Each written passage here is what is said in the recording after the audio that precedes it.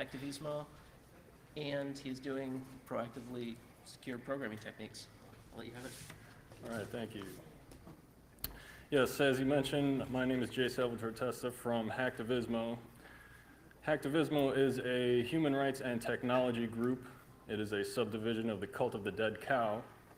What we focus on, we're a special projects group. We focus on researching and implementing circumvention technology designed to defeat state-sponsored censorship of the internet. We have a major announcement coming up here at Hope tomorrow, 1 p.m.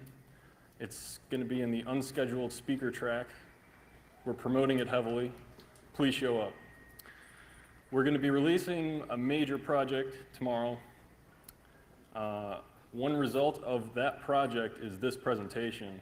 For the last 3.5 years, I've been working on this project, an unnamed project, and along the way, I've been thinking here and there little details about proactive programming techniques, and that's what I'd like to share with you today.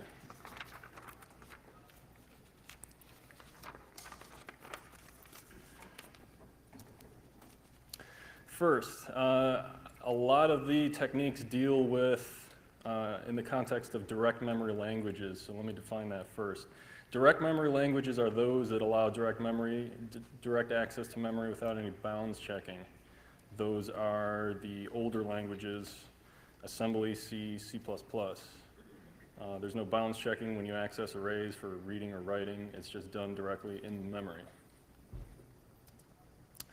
So I guess non-direct memory languages will be those that allow access only if it falls within the buffer's range. So it has to do bounds checking every single time you read or write. Examples are the newer languages Java, PHP, Perl, Python, and others.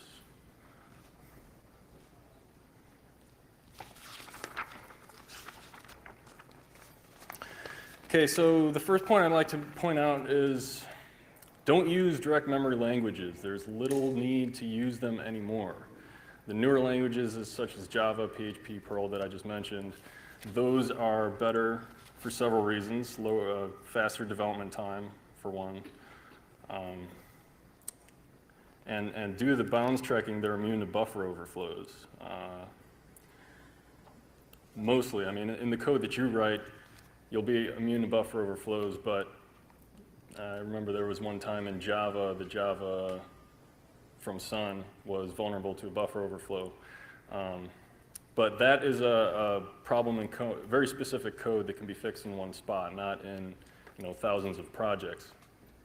So the consequences of bounds checking, one, slower execution time. Every time you access an array, reading or writing, it has to be done, so that slows it down. The benefits, like I said, faster development time and immunity from buffer overflows.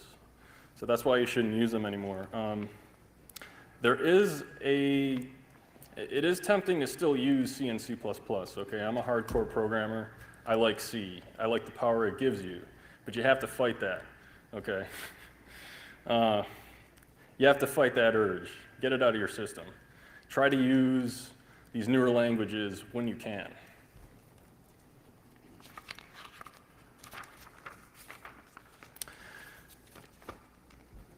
So the bottom line is, if you need to use these direct memory languages, use proactively secure programming techniques to prevent buffer overflows and other logic errors. So the question is, what is proactive?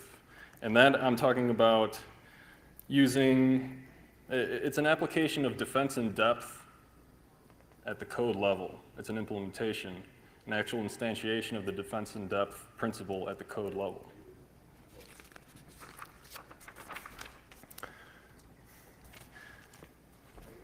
I should give a quick buffer overflow example. This is by far a definitive guide on buffer overflows, but let's look at this program here. You have two variables, one called authenticated, which is an integer set to 0. You have a character buffer, which is 16 bytes long. Defined in that order, the GCC compiler will place buff in low memory and auth in high memory. I don't think that that is a requirement, a C, ANSI C requirement, but that seems to be pretty common with compilers to put variables defined later in low memory. So the program copies from the command line AV1 blindly into BUF, the buff 16-byte character array, and checks to see that buff is equal to password. If so, it sets authenticated to 1. Later we have some code that checks authenticated, and if it's non-zero, which is 1, it'll print supercalifragilistic, meaning you authenticated. Otherwise, it'll print nopers. So at the top, we run this program with the wrong password, and it'll say no.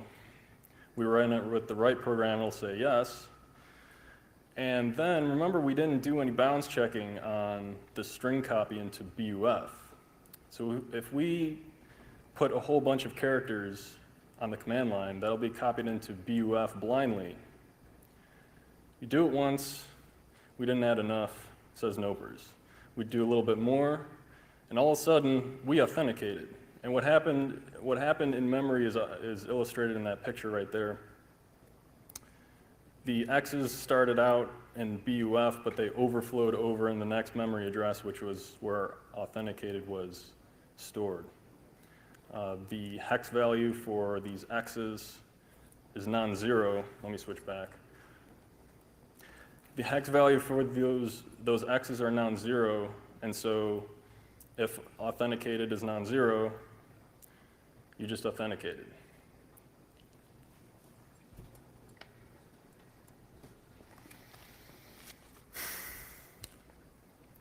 So the first way to prevent against this buffer overflow is to use the stir-n functions. That's stir-ncat, stir-ncopy.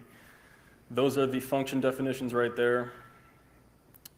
Takes 3 arguments: destination, source, and a size. I maintain that these functions have some quirks to them because they're a little non-intuitive. If you use these all the time, you can use them safely, but there's little things here and there that make it difficult. For example, your third variable n refers to how many characters to copy from source. It has nothing to do with dest. So if you're trying to protect overflow in dest, the destination, that third argument, there's no correlation. So it's a little non-intuitive. It is possible to use correctly, but I maintain it is a little non-intuitive.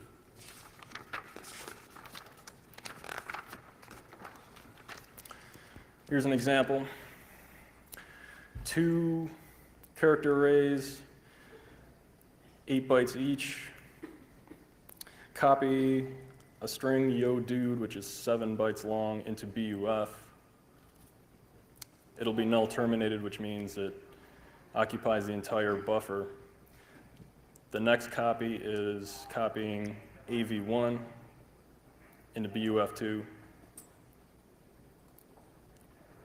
And on the right is an illustration of what happens when we run it. We run it with 7 bytes of input. We print them both out, and that's exactly what you expect. Input more than 7, and look at what happens at buff2. We overwrote the null terminator, and BUF2 became coalesced with BUF1. This is a problem.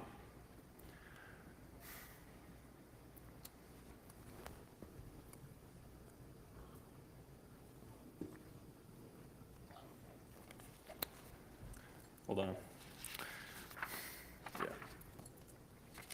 Yeah. A safer replacement would be the stir-l functions. They were introduced in OpenBSD 2.4. They have similar definitions as the stir-ncat, stir-lcopy functions, but they're safer in that they protect DST. They guarantee that no more than size bytes are written into DST, and furthermore, it guarantees that a null terminator is written into DST. As we saw before, it is possible to overwrite the null terminator. So this protects against that. This is safer to use, it's more intuitive. Unfortunately, it's not portable. I believe OpenBSD is the only system that it exists upon. I saw a shake no. What's that? I think the other BSDs. The other BSDs include that? Okay, that makes sense. I don't believe that's on Linux. Yeah, so the moral of this story is if you're trying to write code for those platforms, emulate it. It is easy to emulate. I've emulated it myself. If you want my code, I'll give it to you. Just email me.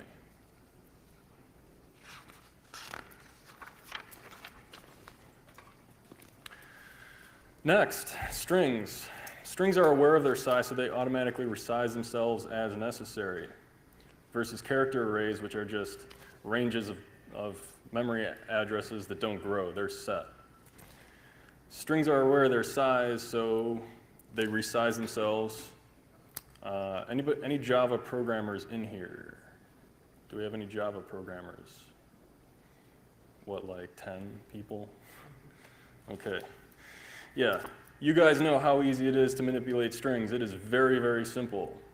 Versus people, have you then switched back to C and try to manipulate strings then? It's pain.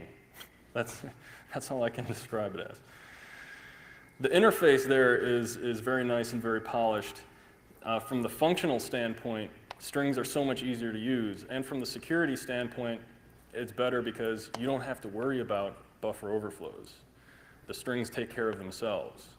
You do have to worry about buffer overflows in the string library, but that is a set location of code, small, it's centralized, and it can be audited multiple times.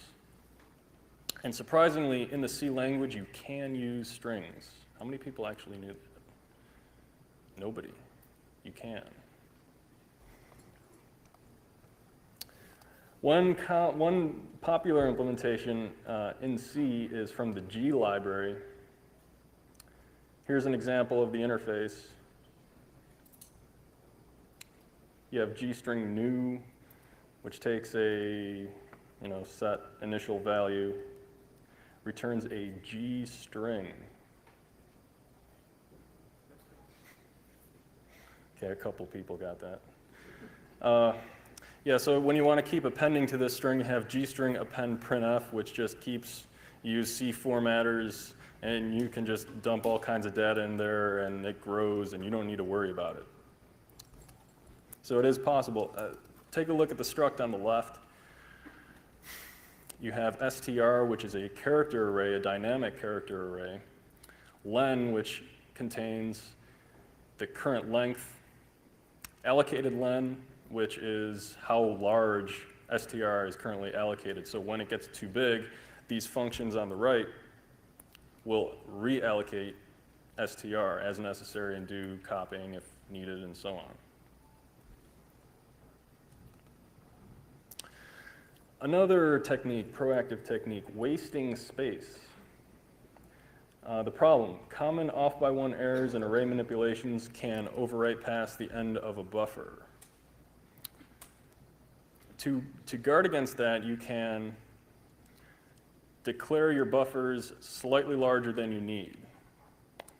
If you declare them, say, 1 word size or 2 word sizes, which are 4 bytes each, 4 bytes per word on the 32-bit architectures, then if you have a off by 1 error or off by 2, which are much more rare but still happen, you are safe. Off by 1 overflows are exploitable sometimes, and they are a big deal. Some compilers actually do this automatically. From GCC 3.0 and further, does this automatically. You'll notice if you disassemble any programs that you declare a buffer 16 bytes long and magically it's like 24 bytes when you disassemble. It's doing that on purpose. Not all compilers do this. Does anybody know if the Microsoft compiler does this? I don't know. I'm not a Windows programmer.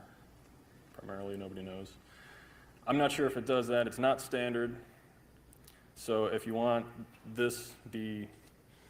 if you want to do this on multiple platforms, you have to do this yourself. It's a pain, I'm not going to lie. It takes a certain amount of obsession to do this and patience. Next, variable reordering. The stack variables can be reordered so the impact of buffer overflows are minimized. Like I showed before, the compiler will arrange variables in a set way backwards in memory. The later variables are put in low memory, so certain variable types are overflowed more than others, character arrays. So if you put those in later memory, an off by one error is not going to overflow something more important like an integer or something like that. You can still overflow into the next memory address, but the impact is minimized. It's not a full solution, but the ProPolice stack in OpenBSD implements this, just as an example of this in action. You can implement this yourself with a program, a preprocessor program, or just use ProPolice. Also, this is tedious to do by hand.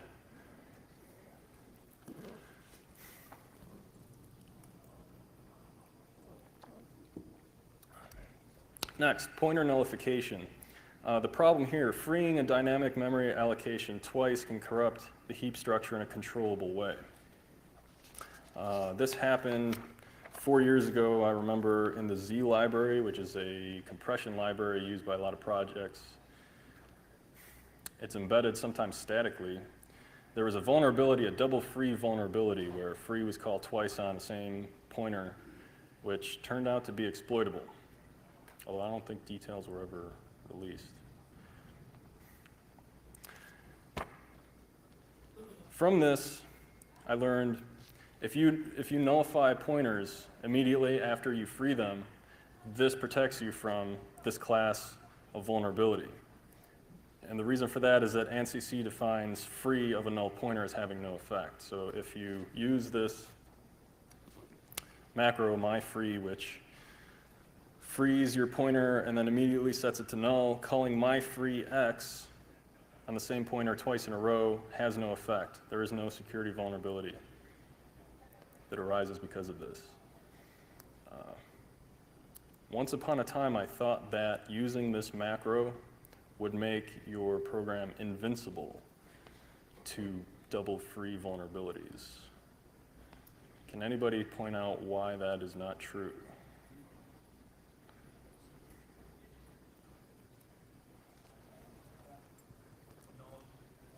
In the front. Around the second X. No. Might create a declared string. What's that? Might create a declared active string. No. I'm not sure what you mean by that. Declared string, set it to null. And it then somehow becomes string and you will out. Oh. Pointer copying. If a program copies pointers all over the place, you might just set a local pointer null, but not the owner of the variable still has a valid memory address. That one caught me by surprise. Comments. These can protect against buffer overflows or logic errors. A good software engineer knows that the code that they write will be maintained by multiple people. These people have differing skill sets, cognitive abilities, mental state, which includes motivation, mood, and alertness. Good comments will lower the chances a maintainer introduces security vulnerabilities. There's a heavy psychology component in team programming. You need to make it as simple as possible for someone to maintain. This is hard to do, to get into somebody's head and try to understand how will a beginner see this code and how will they misunderstand something? And then try to write code comments that demystify your original design techniques, your design methodology. That's hard to do, but I believe if you try hard enough, you will get this right.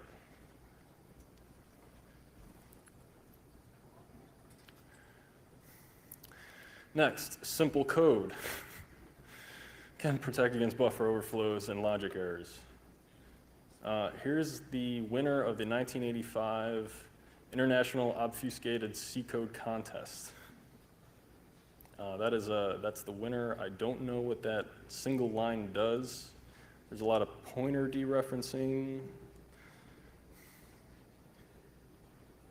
No, there's not too many. Pointer. Well, yeah, there's some pointer arithmetic, I guess you can say. The bottom line is don't do pointer arithmetic because that gets you in a lot of trouble. You don't need to do that. Break it up into a couple lines with some good comments. That's easier to maintain. Some people are really like to write complex code. It makes them feel tough. You have to break out of that. It doesn't help the person maintaining it. What does that do, actually? What's that? What does that do? Question is, what does that do? Writing simple code? No, what is that? I don't know. I just went to the web page and grabbed something hideous. Variable initializations. If you initialize variables right after declaring them, this protects you because on the stack, your variables are uninitialized. In the sense that you don't know what they contain. They contain values that exist from previous function calls, which could be controlled by an attacker. So if you use an uninitialized variable, that could lead to your program being compromised. So always initializing your variables gives you some security benefit, but also a very bit more of a usability and what am I looking for? It helps. It's faster to program like that because your programs will fail fast if you use an uninitialized variable. It'll fail every single time consistently.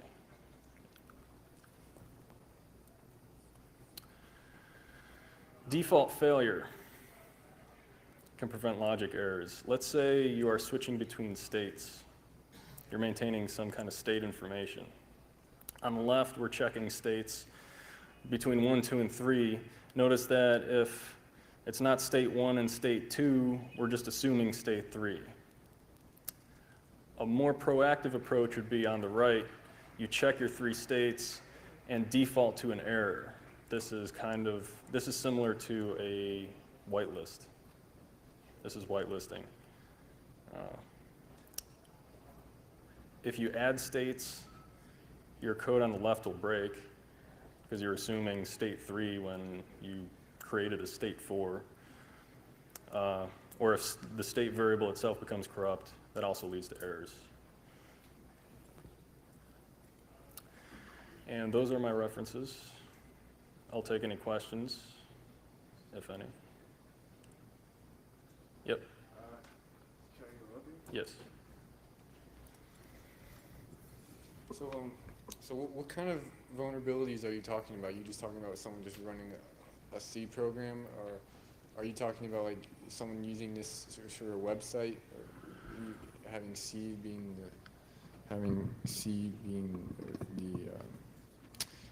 how it handles it, or what are you talking about? Any programs written in direct memory languages, so assembly, C, C++, that Where you do like running root as like or something?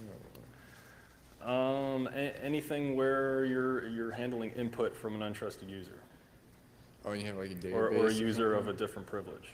So you have like a database? That would be applicable, yes. Oh. And so what other kinds of bad programming can get you in trouble besides like the obvious buffer overflows?